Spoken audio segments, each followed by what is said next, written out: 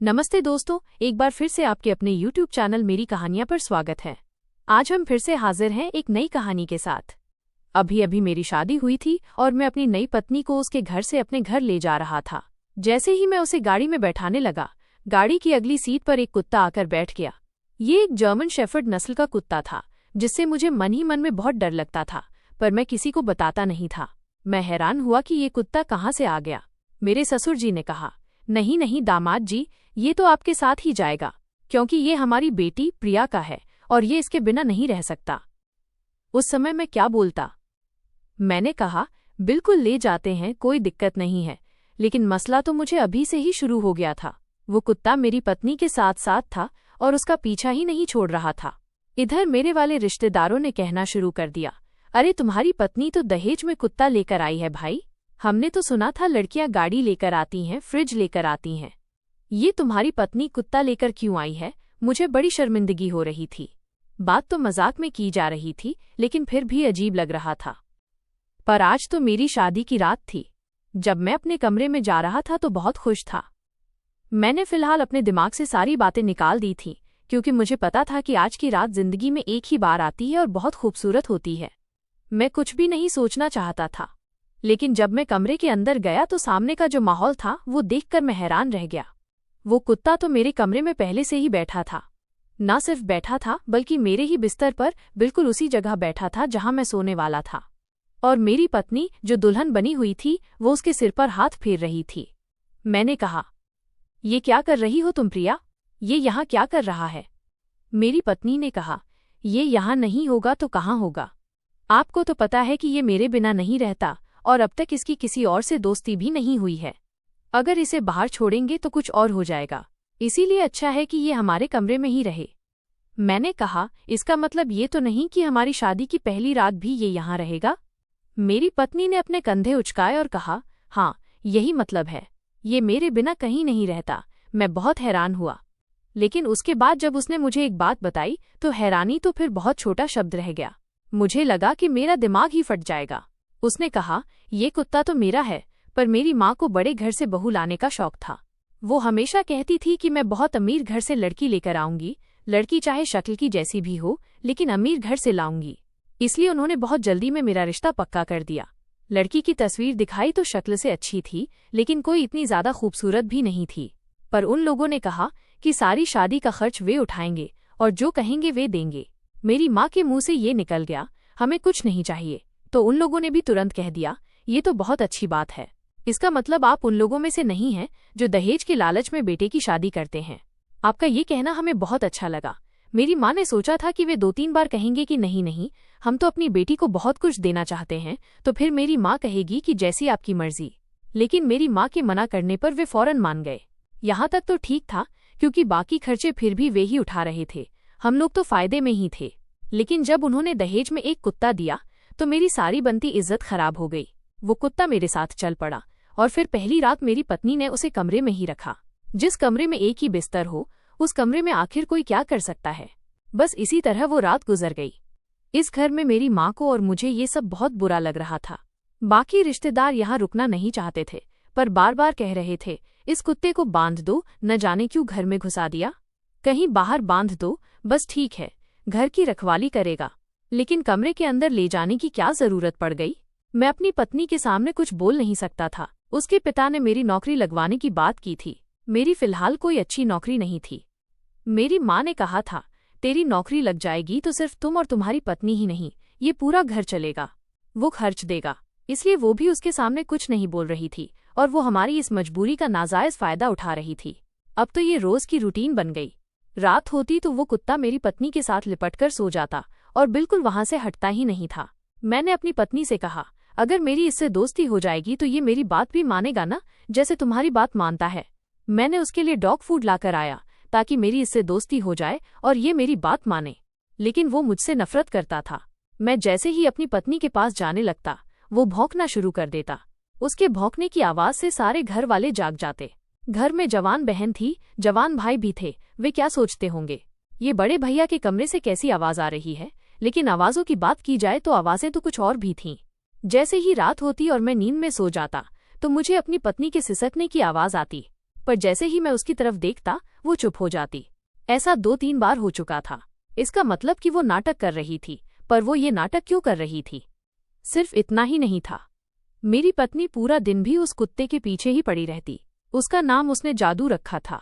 कभी उसके लिए खाना बना रही होती, कभी उसके लिए बहुत महंगे खिलौने लेकर आती।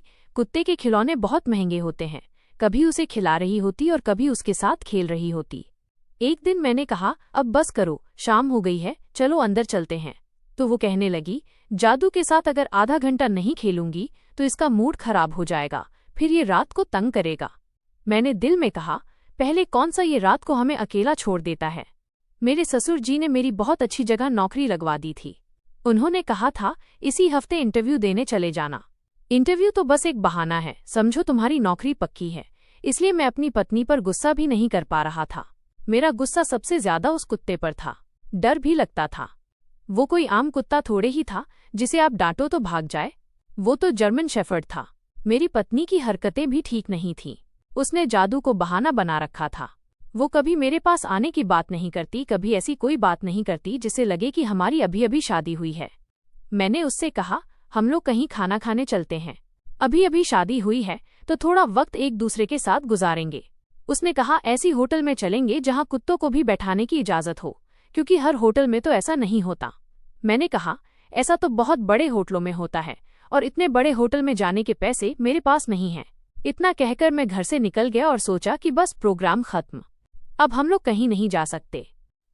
लेकिन जब मैं काम से वापस घर आया तो देखा कि मेरी पत्नी तैयार थी और उसने मेरे कपड़े भी तैयार कर रखे थे। बोली, आप तैयार हो जाएं, हम लोग होटल जा रहे हैं। मैंने कहा, कौन से होटल? मैंने तुम्हें कहा था न कि मेरे पास ज्यादा पैसे नहीं हैं। उसने एक बहुत बड़े 5 स्टार होटल का नाम बताया तो मैं हैरान रह गया। मैंने कहा, तुम्हें बताया था मेरे पास इतने पैसे नहीं हैं। तो वो बोली, पैसों की क्या फिक्र करते हैं, पापा ने हमारे लिए टेबल बुक करवा दी है, आप बस तैयार हो जाएं। और वहां पर जादू को भी कोई नहीं रोकेगा, उसे भी अंदर ले जा सकते हैं। ये एक तरफ बैठ जाएगा, मैं इसके गले का पट्टा लेकर आती हूँ। वो इतनी ज्यादा खुश थी कि मैं बता नहीं सकता। ये खुशी मेरे साथ जाने की नहीं, बल्कि जादू के साथ जाने की थी। ये जादू तो हम दोनों के रिश्ते पर अपनी पूंछ रखकर बैठ गया था। हम लोग होटल चले गए। जादू के लिए अलग खाना मंगवाया गया, हमारे लिए अलग। वो खाना खाते हुए हमारे साथ ही बैठा रहा। जब भी मैं अपनी पत्नी से कोई प्यार की बात करने की कोशिश करता तो वो कहती, जादू ये खाओगे, ये खाना है, तुम्हारी तरफ देखती ही नहीं। फिर लोगों ने भी उससे पूछना शुरू कर दिया, आपने इसे कब से पाला हुआ है? और वो लोगों को बताने लगी, बचपन से पाला हुआ है। मैं बैठा रहा और बस इसी तरह वो शाम भी गुजर गई। जब रात को वापस आए तो हम दोनों ही बहुत थके हुए थे और सो गए। अब मुझे ये सब न सिर्फ बुरा लग रहा था बल्कि मुझे गुस्सा आ रहा था। मेरे ससुर हम लोगों का बहुत साथ दे रहे थे। वे हमें महीने के खर्चे के पैसे देते थे। उन्होंने मेरी नौकरी भी लगाई थी। कहीं आना जाना होता तो वे इंतजाम करते थे। अपनी एक गाड़ी भी हमें दे दी। कहा, हमारे पास 2 गाड़ियां हैं, एक गाड़ी आप ले लो। हमारी बेटी का आना जाना होगा तो दिक्कत नहीं होगी। मेरी माँ बहुत खुश थी क्योंकि इतना सब कुछ हम कभी खुद नहीं ले सकते थे। हमने तो कभी सोचा भी नहीं था कि हम गाड़ी लेंगे। हमारी इतनी औकात नहीं थी कि हम गाड़ी में पेट्रोल डाल सके। लेकिन ये सब कुछ मेरे ससुर की वजह से हो रहा था। तो मेरी माँ भी उनके गीत गाती थी और कहती थी, तू इतना कुछ कभी नहीं कमा सकता था। तेरे ससुर की वजह से सब कुछ मिल रहा है, तो बदले में एक कुत्ते को बर्दाश्त नहीं कर सकता। पर मैं उनको क्या बताता कि वो कुत्ता तो हम लोगों के बीच में था। लेकिन ऐसा भी नहीं था कि मेरी पत्नी बिल्कुल ही मेरा ख्याल नहीं करती थी। वो मेरा थोड़ा बहुत ख्याल करती थी। लोगों के सामने मुझे अपना पति मानती थी, लेकिन कमरे में कुत्ते के साथ ही जिंदगी गुजार रही थी। अब आप ही बताइए, इस तरह तो वैवाहिक जीवन नहीं गुजरता। ऐसे तो नहीं होता ना। पति पत्नी को तो अकेले में टाइम चाहिए होता है। वो तो जानवर था। फिर मैंने सोचा कि जब ये कमरे से जा ही नहीं रहा तो मुझे भी इसकी तरफ से ज्यादा परेशान होने की जरूरत नहीं है। लेकिन मेरे सर पर एक मुसीबत थोड़ी थी। मुसीबत ये भी थी कि जैसे ही मैं अपनी पत्नी के करीब जाने लगता तो ये कुत्ता भौंकता था। फिर एक दिन हम अपनी पत्नी के यहाँ दावत पर गए। वहां उसकी पुरानी सहेली आई थी और दादी भी। दादी ने बातों बातों में बताया, ये प्रिया तो कुत्तों से इतना डरती थी कि अगर कुत्ता खड़ा होता तो ये रास्ता बदल लेती थी। अगर उसे कुत्तों से इतना ही डर लगता था तो फिर उसने इतना बड़ा कुत्ता क्यों पाला हुआ था? क्योंकि अगर आप किसी चीज से डरते हैं तो आप उसे कभी अपने पास नहीं पालेंगे। आप तो उसे पालते हैं जो आपको अच्छी लगती है। यानी अगर मैं शेर से डरता हूं तो मैं शेर ही क्यों लूंगा? मैं तो कोई खरगोश पाल लूंगा, क्योंकि मुझे खरगोश अच्छे लगते हैं। इससे पहले कि मैं दादी से कुछ और बोलता, प्रिया ने खुद ही दादी को चुप करवा दिया। बल्कि वो अपनी दादी की व्हीलचेयर पकड़कर उन्हें वहां से दूर ले गई और कहने लगी, दादी, आपके सोने का वक्त हो गया है। जबकि दादी तो मुझसे और बातें करना चाहती थी, मुझसे मिलकर बहुत खुश थीं, पर साफ पता चल रहा था कि वो उन्हें मेरे पास नहीं छोड़ना चाहती थी। इसका मतलब कि बात कुछ और थी और सीधी नहीं थी, क्योंकि उसकी सहेली के मुंह से भी एक बात निकल गई। उसने कहा, अब तो खुश हो ना तुम? कभी कभी कुछ लोगों की किस्मत देर से जागती है, लेकिन जाग जाती है। तुम्हारा ये वाला पति तो बहुत अच्छा है। उसे भी प्रिया ने आंखें दिखाईं और चुप करवा दिया। उसने ऐसा क्यों कहा? तुम्हारा ये वाला पति? ये वाला पति से क्या मतलब था? क्या उससे बोलने में गलती हुई थी? लेकिन ये कैसी गलती थी? जब हम लोग वापस आए तो प्रिया का मूड बहुत खराब था। वो कह रही थी, मैंने फिर कभी इस लड़की से बात नहीं करनी। ये ऐसी उल्टी बातें करके मेरा मूड खराब कर देती है। मैंने प्रिया से कहा, तुम उसे छोड़ो, मुझे तुमसे जरूरी बात करनी है। तुम्हारी दादी तो कह रही थी तुमको कुत्तों से बहुत ज्यादा डर लगता था, और जहां कुत्ता बैठा होता था तुम तो रास्ता ही बदल लेती थी। फिर तुमने इस जादू को क्यों पाला हुआ है? तो वो कहने लगी, सारी जिंदगी कोई भी इंसान एक जैसा नहीं रहता, वक्त के साथ बदल जाता है। उसका मूड पहले ही खराब था। वो मुझे तेवर दिखा रही थी, क्योंकि मुझे पता था कि सब कुछ उसका बाप कर रहा है। एक दिन मैं अपनी अलमारी में कुछ तलाश कर रहा था। मेरी पत्नी जब से घर आई थी, उसने मुझे कोई सुख नहीं दिखाया था। अलमारी भी बिखरी रहती थी और हमारी अलमारी के अंदर कुत्ते की चीजें भी पड़ी होती थीं। उसे बिल्कुल भी सफाई का कोई शौक नहीं था। लेकिन जब अलमारी में से अपनी कोई घड़ी तलाश कर रहा था, तो मुझे एक बहुत अजीब सी चीज मिली। मैंने देखा कि मेरी पत्नी के पास 2 मंगलसूत्र थे। उसे मंगलसूत्र पहनने की आदत ही नहीं थी। वो अक्सर उतारकर कहीं भी रख देती थी, फिर मैं उठाकर उसे दे देता था। मेरी माँ इन मामलों में बड़ी सख्त थी। वो कहती थी कि मंगलसूत्र को अपने गले से नहीं उतारो, और यहाँ पर मेरी पत्नी उसे कहीं भी रखकर भूल जाती थी। लेकिन ये क्या? उसके पास 2 मंगलसूत्र थे। एक मंगलसूत्र तो हमारी तरफ से ही था, क्योंकि मैंने खुद ही खरीदा था और मेरी माँ ने अपनी पसंद से बनवाया था। लेकिन ये दूसरा मंगलसूत्र उसके पास क्या कर रहा था? मैंने तो कभी नहीं सुना था कि अगर किसी लड़की की पहले शादी नहीं हुई तो वो मंगलसूत्र खरीद कर रखती है, क्योंकि ये तो सुहाग की निशानी होता है। तो ऐसा तो नहीं हो सकता था कि उसने शौक में खरीदा हो। फिर ये किसका था? मैंने उससे पूछा, तुम्हारे पास अगर 2 मंगलसूत्र हैं तो एक दे दो। मेरे दोस्त की शादी है और उसने बनवाया नहीं है। आखिरी वक्त में तो कोई ऑर्डर पर भी नहीं बनाकर देता। वो गुस्सा हो गई और कहने लगी, मेरे पास 2 मंगलसूत्र कहाँ से आएंगे? क्यों? आपने मुझे 2 मंगलसूत्र पहनाए थे। आप ही की निशानी है वो, और एक ही है मेरे पास। ये देखे, मैंने पहन रखा है। उसने हमारे वाला मंगलसूत्र ही पहना था, लेकिन दूसरा वाला रखा हुआ था। मैंने कहा, तुम्हारे पास और नहीं है? तो उसने कहा, नहीं बाबा, और नहीं है। ये कोई गहना तो नहीं है जो एक जैसे 3-4 लेकर रखे हो। ये तो सुहाग की निशानी होती है ना। मन ही मन में सोचने लगा, तुम्हें कौन सा अपने सुहाग से प्यार है जो अब तुम बड़ी सावित्री बन रही हो। मैंने कहा, ठीक है। मुझे लगता था कि कहीं न कहीं वो भी समझ गई होगी कि मैंने दूसरा मंगलसूत्र देख लिया है, लेकिन वह झूठ बोलने में ही अपना फायदा समझ रही थी, क्योंकि मैं उसके झूठ को साबित नहीं कर सकता था। क्या कहता उसको कि मैंने तलाशी ली है और देख लिया है? तो ऐसे में वो और भी ज्यादा बुरा मान जाती। मैंने अपने दोस्त राजेश को ये सारा कुछ बता दिया, तो उसने कहा, तू पागल है। तुझे अभी तक ये समझ नहीं आ रही कि तेरी पत्नी उस कुत्ते को इस्तेमाल कर रही है। वो तेरे पास ही नहीं आना चाहती। वरना क्या कुत्ता रात में सोता नहीं है? क्या वो कुत्ते को बाहर नहीं बांध सकती? अरे तेरे जैसा पागल इंसान तो मैंने अपनी पूरी जिंदगी में नहीं देखा। वैसे मेरा ये दोस्त बड़ा समझदार था। इसके पास बाकी दोस्त भी मशवरा लेने आते थे, क्योंकि इसकी शादी बहुत पहले हुई थी। जब हम लोग स्कूल में पढ़ते थे तभी इसकी शादी हो गई थी, और वो अपनी पत्नी के साथ बहुत खुश था। जब उसने कहा कि ये सब कुछ बहाना है, झूठ है, तो मुझे भी लगने लगा कि ये बहाना और झूठ ही हो सकता है।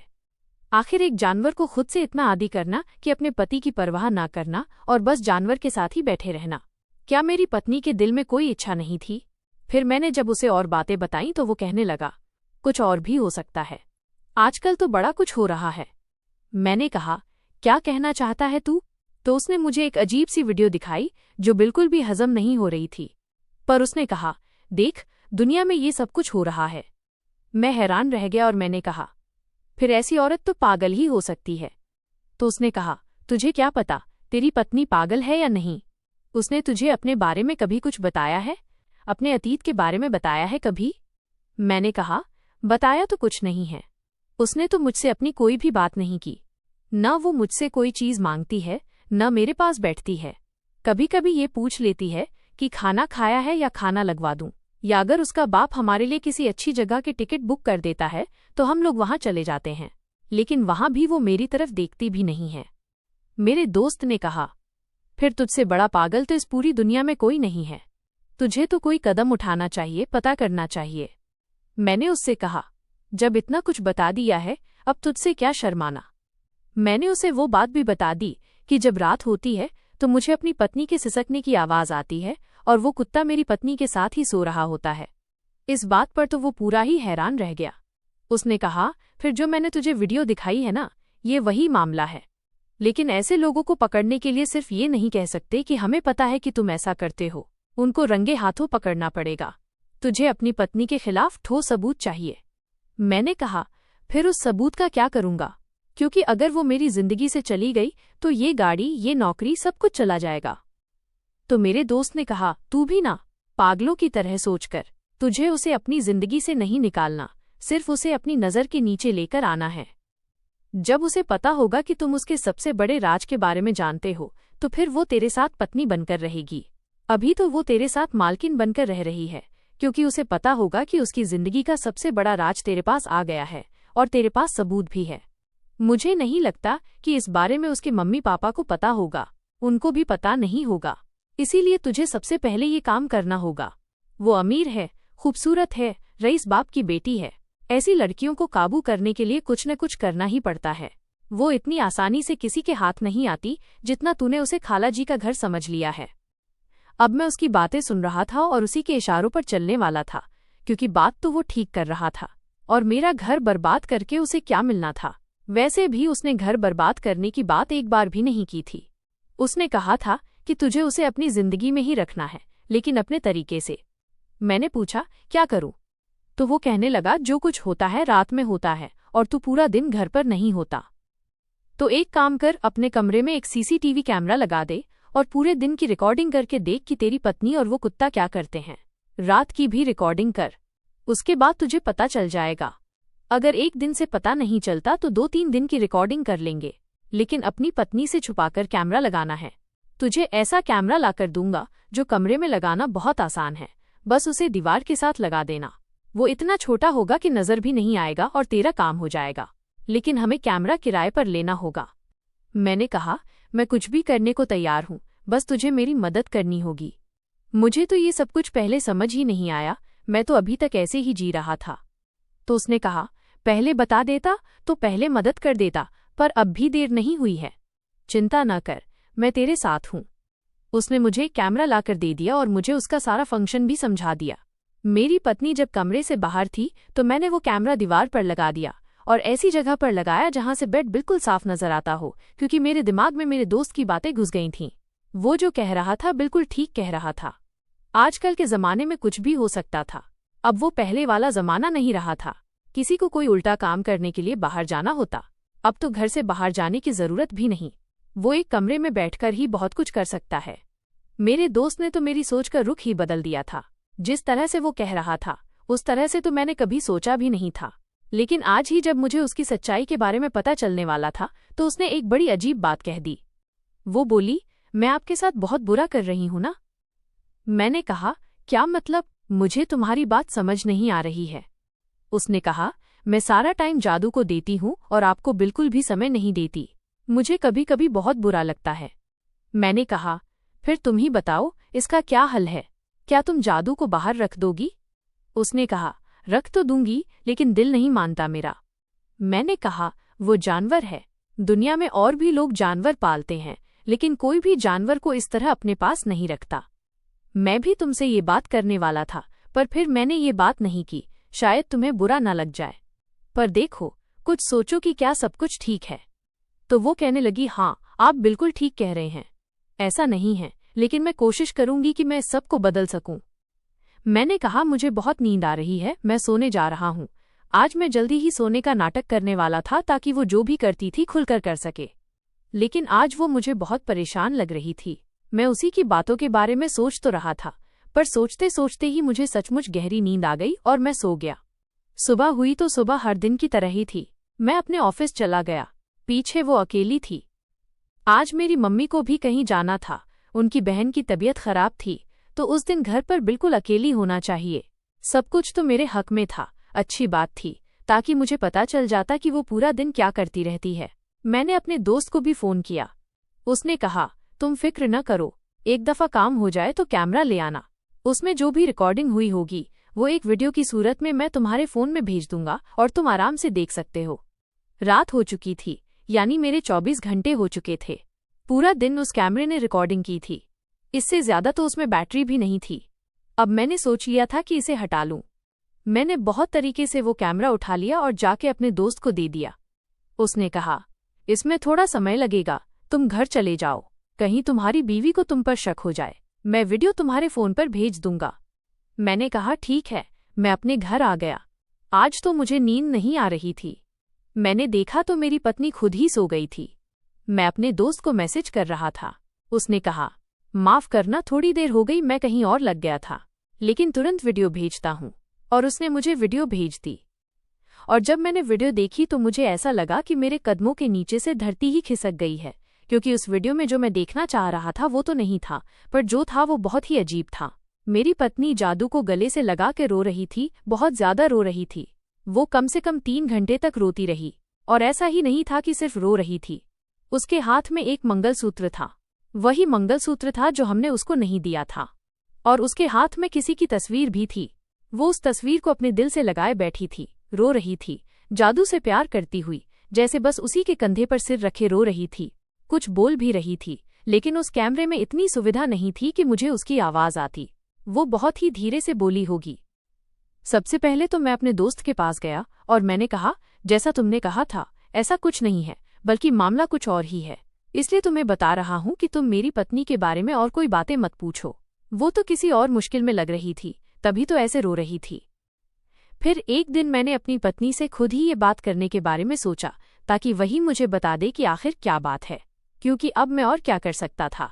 मैंने उसकी जासूसी भी कर ली थी, कैमरा लगा लिया था। मैंने उसको वीडियो दिखा दी। पहले उसे कहा था, तुमसे बड़ी जरूरी बात करनी है। फिर उसे वो वीडियो दिखा दी और कहा, मुझे सब पता चल गया है। अब मुझे बताओ कि वो मंगलसूत्र तुम्हारे पास कहाँ से आया और तुम्हारे पास किसकी तस्वीर थी, और तुम मेरे साथ ऐसा क्यों कर रही हो। वो पहले तो थोड़ा सा घबरा गई, लेकिन उसके बाद रोने लगी। मैंने कहा, मैं तुम्हारा पति हूँ, हमारा पूरी जिंदगी का साथ है। अगर तुम मुझे नहीं बताओगी तो किसको बताओगी। तो उसने मुझे ऐसी बात बताई कि मैं हैरान रह गया। फिर मैंने आज अपनी जिंदगी का सबसे बड़ा निर्णय लेना था। मेरी पत्नी ने मुझे बताया, मैंने आपसे बहुत बड़ा झूठ बोला था। मेरी पहली शादी हो चुकी थी, और जिससे मेरी शादी हुई वो इंसान मेरी जिंदगी में अपनी मर्जी से आया था। मैं उसे बहुत ज्यादा प्यार करती थी, उसके बिना नहीं रह सकती थी। हमारी प्रेम कहानी बहुत खूबसूरत थी, और ये जादू उसी का था, मेरा नहीं। मुझे तो कुत्तों से बहुत डर लगता था, लेकिन जब उससे प्यार किया तो फिर हर उस चीज से भी प्यार किया जो उसके दिल के करीब थी, इसीलिए जादू भी अच्छा लगने लगा। लेकिन उसके साथ सिर्फ 1 साल ही गुजारा कि वो दुनिया से चला गया। मेरी जिंदगी का बहुत बुरा दिन था। मेरे पास उसकी मोहब्बत के अलावा कुछ भी नहीं था, लेकिन वो इस तरह से चला गया। जादू उसके बिना नहीं रह सकता, इसलिए मैं इसे अपने साथ ले आई। हम लोग एक साथ रहने लगे। लेकिन फिर मेरे मम्मी पापा ने कहा, तुमने शादी की अपनी मर्जी से, अब तुम्हें दूसरी शादी हमारी मर्जी से करनी होगी। हम तुम्हें खुश देखना चाहते हैं, तो मेरी शादी आपके साथ करवा दी गई। मेरे पापा ने जानबूझकर ऐसे इंसान को चुना जो थोड़ा मजबूर हो, ताकि उसे कंट्रोल कर सके, इसलिए उन्होंने आपकी नौकरी लगवाई। जादू को मुझसे बहुत ज्यादा प्यार है। वो अपने मालिक के बाद मुझे ही मालिक समझता है, और वो नहीं चाहता कि उसके मालिक के अलावा कोई भी मेरे करीब आए, इसीलिए वो भौंकता था। पर मैं इस बात को मानती हूँ कि मैंने जादू को इस्तेमाल किया, दिन रात किया। मेरे दिल से अपने पहले पति को निकाल नहीं पाई, इसीलिए कुत्ते का बहाना बनाकर आपसे दूर रहती थी, सारी रात रोती रहती थी। लेकिन आखिर में मुझे ये सब कुछ बहुत बुरा लगने लगा। मैंने आपको पसंद नहीं किया था, पर आप अच्छे इंसान हैं, तभी तो सब कुछ बर्दाश्त कर रहे थे और कुछ बोलते भी नहीं थे। इसलिए मैंने सोचा था कि मैं ऐसा नहीं करूंगी, लेकिन आपने मेरी जासूसी करवाई। तो मैंने कहा, हाँ, मुझे माफ कर दो, मेरे पास भी तो और कोई रास्ता नहीं था। तुमने मुझे मजबूर कर दिया था। देखो, जो भी तुम्हारी हालत है मैं समझ सकता हूँ। तुमने मेरे से झूठ बोला, ये बात मुझे अच्छी नहीं लगी। तुम्हारे मम्मी पापा को झूठ बोलने की क्या जरूरत थी? लेकिन जो भी है, अब हम लोग पति पत्नी हैं। अगर साथ रहना है तो हमें इन चीजों को खुद ही देखना होगा। तुम्हें अपने पति को भुलाना होगा। अगर नहीं भूल सकती हो तो चली जाओ, मैं तुम पर कोई दबाव नहीं डालूंगा। लेकिन याद रखना कि वो इस दुनिया में नहीं है और मैं तुम्हारा पति हूँ। अगर तुम मेरी तरफ प्यार का एक कदम बढ़ाओगी तो मैं तुम्हें हमेशा खुश रखने की कोशिश करूंगा। सोच लो कि तुम्हें अपने पहले पति की यादों के साथ जीना है तो तुम जा सकती हो। मैं तुम्हें 1 महीने का वक्त देता हूँ। मुझे पता था कि जो कुछ उसने किया था अपनी मर्जी से नहीं किया था और मैं उससे कोई बदला नहीं लेना चाहता था, गुस्सा नहीं करना चाहता था। अगर वो मेरे साथ रहना चाहती थी तो ठीक है, लेकिन मैं उसे जबरदस्ती करके नहीं रख सकता था। इसलिए मैंने उसे कह दिया था कि 1 महीना है। लेकिन इस 1 महीने में उसने एक बहुत अच्छा काम किया, जादू को बाहर बांधना शुरू कर दिया। वो अभी भी उसका ख्याल करती थी, लेकिन कमरे में नहीं रखती थी। मैं अभी भी उससे दूर था, लेकिन वो मेरे पास आने की कोशिश करती थी। वो कहती थी, तुम ही मेरे लिए सब कुछ हो। ऐसा हमारा मामला ठीक होने लगा और भगवान ने कृपा की। आज हम बहुत अच्छी जिंदगी जी रहे हैं और हमें किसी बात की चिंता नहीं है। जादू कभी भी चिपकू नहीं था, जो बहुत ज्यादा चिपक कर रहता था, किसी को उसके पास नहीं आने देता था। ये सब कुछ मेरी पत्नी ने जानबूझकर किया था और उसे एक बहाने की तरह इस्तेमाल किया था। लेकिन अब वो ऐसा कुछ नहीं कर रही थी और ये सब खत्म हो चुका था। मुझे भी मेरी पत्नी से प्यार हो गया। ये सब कुछ इतना आसान नहीं होता। कहने को तो बहुत आसान होता है, पर दिल से मुश्किल होता है। इसलिए मैं समझ सकता हूँ कि मेरी पत्नी ने ऐसा किया। शायद वो अपनी जगह ठीक थी, लेकिन अब हम लोग साथ हैं, इससे बढ़कर कोई बात नहीं है। दोस्तों, मेरी बीवी ने मुझे बहुत बड़ी बात छुपाई थी। उसने मुझे धोखा दिया था। अगर मैं चाहता तो उसे छोड़ सकता था, लेकिन मैंने ऐसा नहीं किया।